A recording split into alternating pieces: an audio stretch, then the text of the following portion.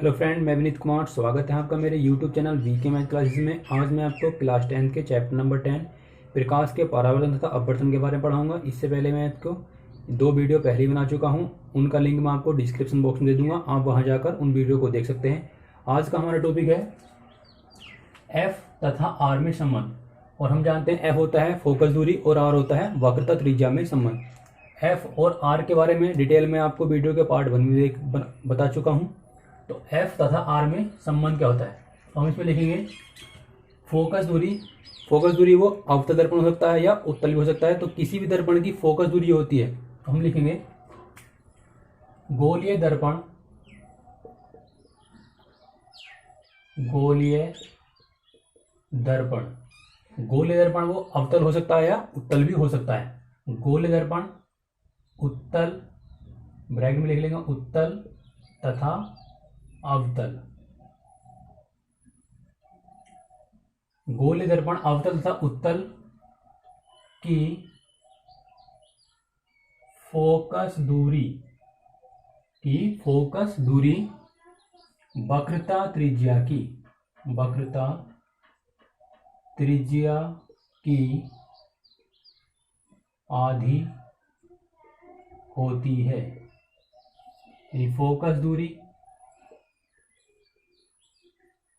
Focus दूरी बराबर वक्रता त्रिज्या बटे 2। तो ये हो जाएगा, फोकस दूरी को हम छोटे एफ से लिखेंगे तो एफ बराबर आर बटे 2।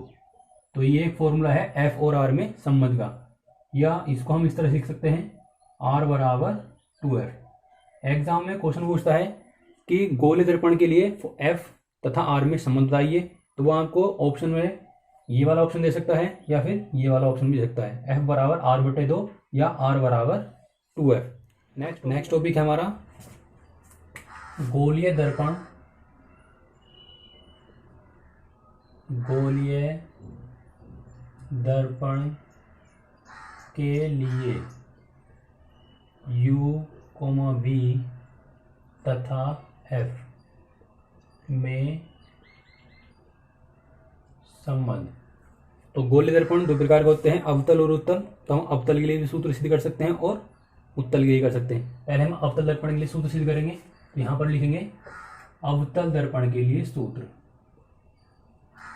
अवतल दर्पण के लिए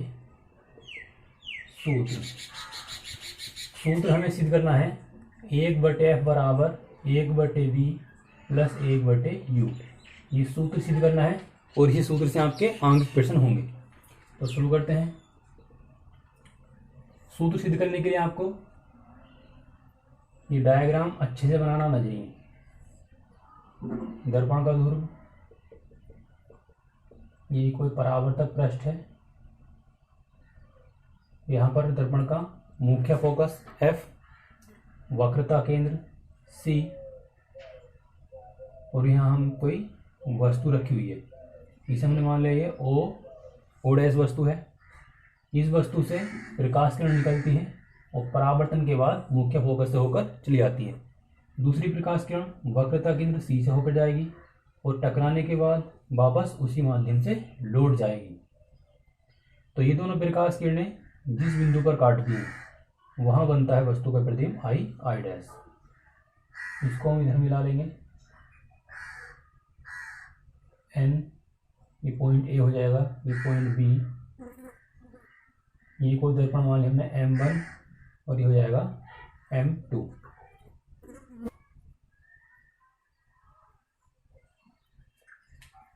तो हेडिंग डालने के बाद आप लिखेंगे माना M1 M2 एक अवतल दर्पण है जिसके मुख्य अक्ष पर, ये मुख्य अक्ष है, जिसके मुख्य अक्ष पर एक वस्तु O डैश रखी है।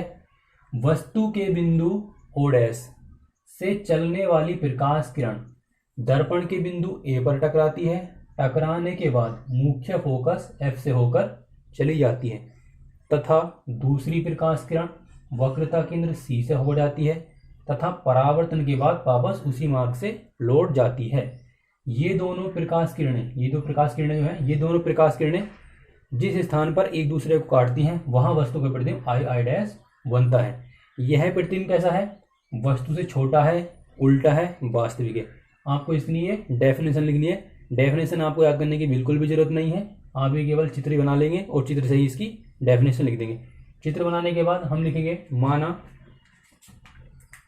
माना वस्तु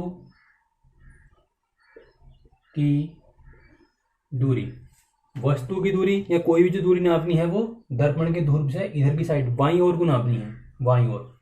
तो वस्तु यहां पर रखी हुई है, दर्पण का ध्रुव ये है, तो माना वस्तु की दूरी कितनी हो जाएगी? पीओ बराबर माइनस के यू। प्रतिबिंब की दूरी, प्रतिबिंब की दूरी ये पी से लगा के आई डैश, तो पी आई डैश बराबर minus K we, coma focus दूरी पी से एफ तक की दूरी, तो पी एफ बराबर माइनस के एफ, तथा वक्रता त्रिज्या पी से लगा के सी तक की दूरी, तो पी सी बराबर हो जाएगा माइनस के आर। इसके बाद आपको पता चल गया कि पी से लगा के ओ तक की दूरी वस्तु की दूरी कहलाएगी, पी से लगा के आई तक की दूरी प्रतिबिंब की दूरी कहलाएगी, पी से लगा के सी तक की दूरी वक्रता त्रिज्या कहलाएगी, और पी से लगा के एफ तक की दूरी फोकस दूरी कहलाएगी। इसके बाद हम लिखेंगे त्रिभुज ओ डैश सी तथा त्रिभुज, एक तो ये और ये आई डैश सी, एक तो ये त्रिभुज और ये वाला त्रिभुज एक समकोणिक त्रिभुज हैं। समकोणिक त्रिभुज से कहते हैं जिसमें एक कोण 90 डिग्री का हो। तो ये वाला जो एंगल बना हुआ है ये भी 90 डिग्री का और ये भी 90 डिग्री का है। तो त्रिभुज ओ डैश सी तथा त्रिभुज आई डैश सी में हम क्या करेंगे? ये वाली दूरी ओ डैश, ये वाली दूरी बटे में लगाएंगे ये वाली दूरी आई डैश बराबर ये दूरी ओ सी बराबर बटे I dash C. Equation number 1 मान लेंगे। इसी प्रकार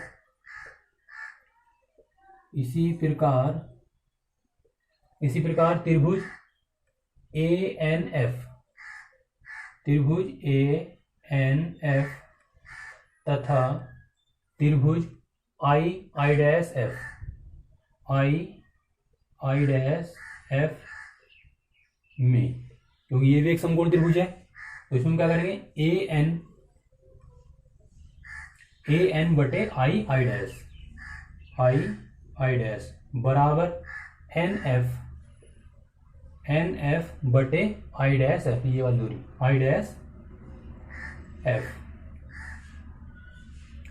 अब यहां हम लिख सकते हैं क्योंकि ए एन का मान है ये वाला मान, ये इस वाले मान के बराबर है, यानी जो लंबाई है वस्तु की लंबाई ये इसके बिल्कुल बराबर है। तो हम लिख सकते हैं चूंकि ए एन बराबर ओ डैश, ए एन के स्थान पर ओ डैश लिख लो या ओ डैश के स्थान पर ए एन लिख सकते हैं। तो ये हो जाएगा ओ डैश बटे आई डैश बराबर एन एफ बटे I dash F, equation number 2। और हम लिखेंगे, हमें दिखाई दे रहा है समीकरण 1 व 2 से ओ डैश बटे आई डैश का मान ये दे रखा है और ओ डैश बटे आई डैश का मान ये है। तो हम समीकरण 1 और 2 को सोल्व करेंगे तो ये और ये वाला पद आपस में कैंसिल हो जाएगा, ये और ये वाले पद बच जाएंगे।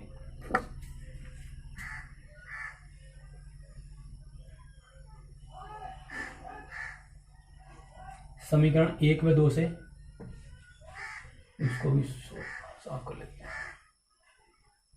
समीकरण 1 व 2 से तो हो जाएगा ओ सी बटे आई डैश सी बराबर एन एफ बटे आई डैश एफ। इन दोनों समीकरणों को सोल्व करेंगे तो ये वाला पद बचेगा और ये आपस में कैंसिल हो जाएगा। तो ये नई इक्वेशन बन के तैयार। इसके बाद हम लिखेंगे, चूंकि हमें दिखाई दे रहा है ये दर्पण का द्वारक है ए एन, दर्पण का द्वारक ए है, ये बहुत ही छोटा होगा। जब बहुत छोटा होगा तो एन एफ जो है वो क्या होगा, पी एफ के बहुत समीप होगा। तो यहां हम लिखेंगे चूंकि दर्पण का द्वारक बहुत छोटा है इसलिए एन एफ पी एफ के बहुत समीप होगा, बहुत समीप होगा। तो ओ सी बटे आई डैश सी बराबर N F upon I dash F. हम एन एफ के स्थान पर हम यहाँ पी एफ लगा देंगे। तो ये हो जाएगा ओ सी बटे आई डैश सी बराबर एन एफ की जगह हम पी एफ लगा देंगे अपॉन आई डैश एफ। इसके बाद ये वाले जो मान निकल गए हैं इसको हमें पी के रूप में चेंज करना है। ओ सी ये लिखा हुआ है ओ सी। अब ओ सी को हम क्या लिख सकते हैं, क्योंकि मैंने जब भी तुम्हें दूरियां बताई हैं वो सब जो दूरियां हैं वो केवल पी से ही आगे की तरफ नापी गई इधर साइड में। तो हम क्या लिखेंगे, ओ सी को हम लिख सकते हैं पी ओ। अगर हम पी ओ में से पी सी माइनस कर दें तो ये बचेगा ओ सी। पी ओ में से पी सी अगर हम माइनस कर देंगे तो ओ सी बचेगा। तो यहां हम लिखेंगे इसको P O minus P C. O C को हम लिख लेंगे P O minus P C. इसी प्रकार आई डैश सी, ये लिखा हुआ आई डैश सी। आई डैश सी को हम लिख सकते हैं P C minus P I dash, P C minus P I dash बराबर पी एफ का मान है हमारे पास, इसको हम चेंज नहीं करेंगे। आई डैश एफ ये लिखा हुआ आई डैश एफ को हम लिख सकते हैं P I dash minus P F, P I dash minus P F. इसके बाद अब इस वाली इक्वेशन में हमें जो हमने मान लिखे थे वो मान हमें इसमें पुट करने हैं।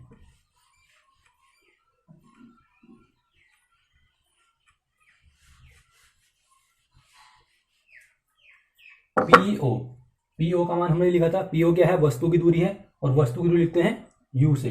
तो पीओ का मान हो जाएगा माइनस के यू, माइनस पीसी है वक्रता त्रिज्या आर से लिखते हैं इसको कि माइनस के आर हो जाएगा upon PC minus K R minus P I dash minus K V बराबर P F minus K F upon P I dash ये माइनस के वी हो जाएगा minus P F dash minus K F हो जाएगा। ये सारे मान हमने इसमें इक्वेशन में लगा दिए। इसके बाद माइनस के यू माइनस माइनस प्लस हो जाएगा माइनस आर प्लस वी बराबर माइनस एफ माइनस वी और माइनस माइनस प्लस। इसके बाद हम क्या करेंगे, इन दोनों की क्रॉस मल्टीप्लाई कर देंगे, इसकी इधर गुणा और इसकी इधर गुणा।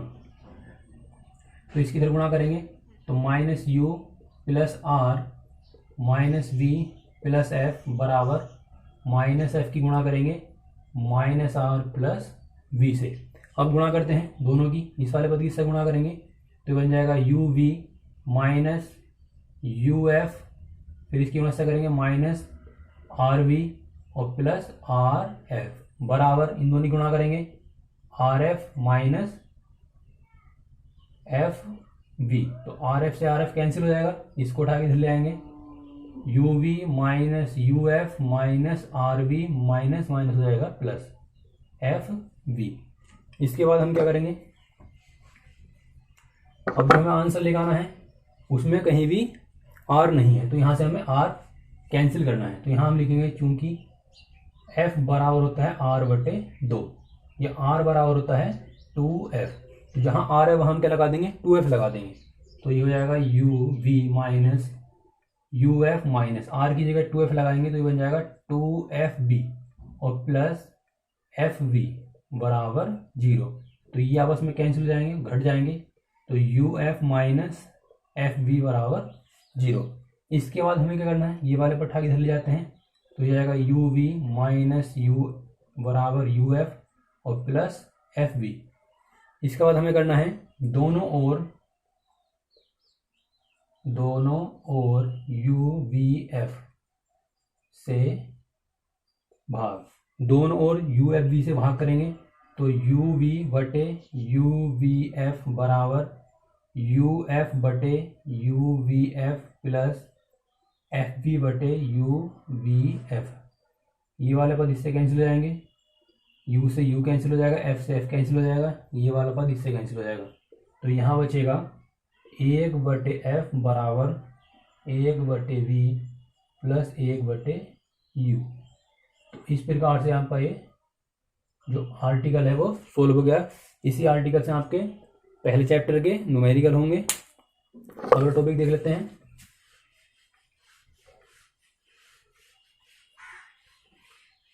अगला टॉपिक है जो कि बहुत ही मोस्ट है, रेखीय आवर्धन। रेखीय आवर्धन, रेखीय आवर्धन को अवतल दर्पण हो या उत्तल दर्पण हो, दोनों का बिल्कुल एक जैसी डेफिनेशन लिखी जाएंगी। तो रेखीय आवर्धन की हम डेफिनेशन लिखेंगे, किसी भी दर्पण द्वारा, दर्पण हो सकता है अवतल या उत्तल, तो किसी भी दर्पण द्वारा बने प्रतिबिंब की लंबाई तथा वस्तु की लंबाई के अनुपात को रेखीय आवर्धन कहते हैं। इसे m से प्रदर्शित करते हैं। तो रेखीय आवर्धन, रेखीय आवर्धन बराबर होता है प्रतिबिंब की लंबाई बटे वस्तु की लंबाई। रेखीय आवर्धन बराबर प्रतिबिंब की लंबाई बटे वस्तु की लंबाई। रेखीय आवर्धन को हम m से लिखते हैं, प्रतिबिंब की लंबाई को हम I से लिखते हैं, वस्तु की लंबाई को हम O से लिखते हैं। तो ये रेखीय आवर्धन का सूत्र हो जाएगा। रेखीय आवर्धन दर्पण कोई सा भी हो, सबकी परिभाषा यही लिखनी है कि किसी भी दर्पण द्वारा बने प्रतिबिंब की लंबाई तथा वस्तु की लंबाई को रेखीय आवर्धन कहते हैं। इसे m से प्रदर्शित करते हैं। रेखीय आवर्धन बराबर होता है प्रतिबिंब की लंबाई बटे वस्तु की लंबाई, m बराबर I बटे O।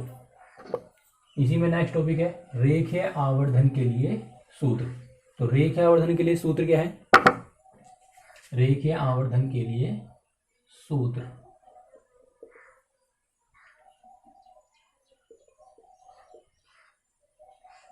उसको लिए आपके ये डायग्राम बनाना पड़ेगा। ये P है,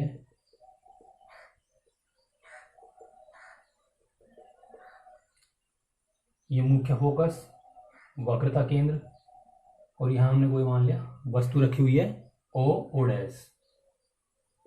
वस्तु को हमेशा O से लिखते हैं क्योंकि O पर होता है ऑब्जेक्ट, इंग्लिश में ऑब्जेक्ट बोलते हैं वस्तु को। पहली प्रकाश किरण बिंदु A पर टकराएगी और टकराने के बाद मुख्य फोकस से होकर चली जाती है।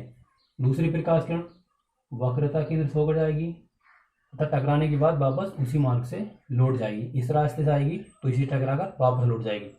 यहाँ बनता है वस्तु का प्रतिबिंब I डैश।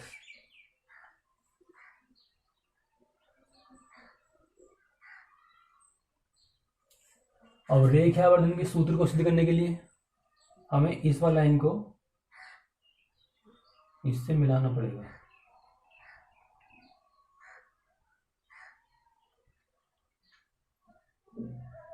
और इसको इससे, इस तरह से।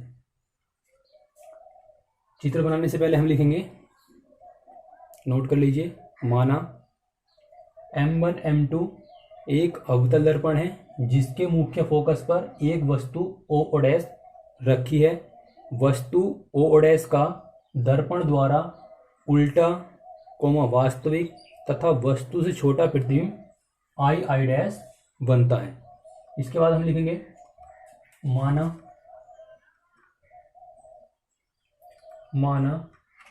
वस्तु की लंबाई O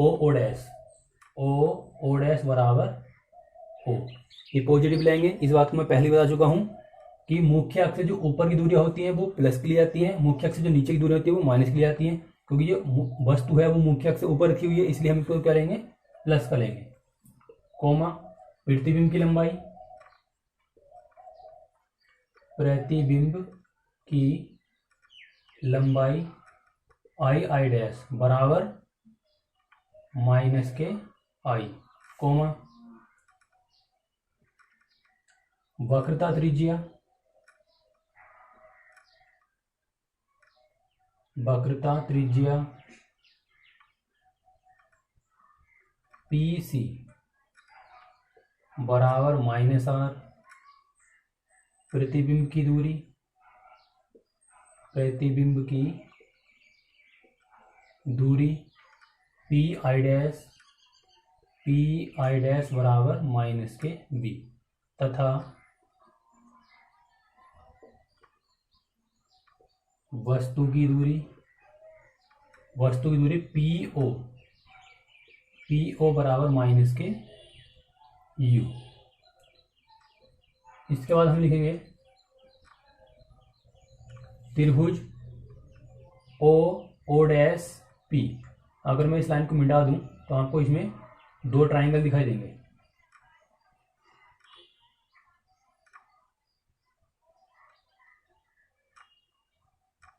एक तो ओ डैश पी ऊपर वाला, ये एक ट्राइंगल ये है, और एक ट्राइंगल बनेगा नीचे ओ डैश पी। तो त्रिभुज ओ डैश पी तथा त्रिभुज आई डैश पी, ये भी क्या है, समकोण त्रिभुज है।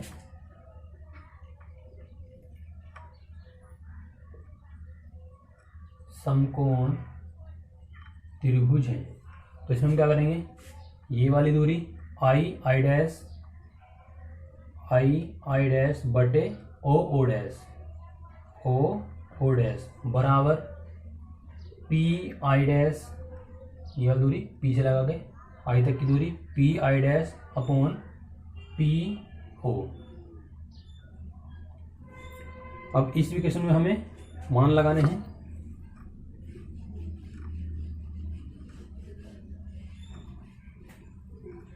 आई डैश का मान है माइनस के आई, ओ डैश का मान है ओ बराबर पी आई का मान है माइनस के वी, और पी ओ का मान है माइनस के यू। ये वाला माइनस से कैंसिल हो जाएगा, तो आई बटे ओ बराबर वी बटे यू। इस माइनस को हम इधर ट्रांसफर कर देंगे तो ये हो जाएगा आई बटे ओ बराबर माइनस के वी बटे यू, और इन सभी को हम m के बराबर लिख लेते हैं। तो ये जो है रेखावर्धन का सूत्र सिद्ध हो गया है। अब रेखावर्धन का सूत्र सिद्ध करने के जब हम आंगिक प्रश्नों में यूज करते हैं, क्वेश्चन में यूज करते हैं, तो ये जो क्वेश्चन है, ये सूत्र है, वो हम तीन टाइप से यूज कर सकते हैं। पहला तो ये, अगर हमें जरूरत पड़ती है तो हम इन दोनों को भी यूज कर लेते हैं।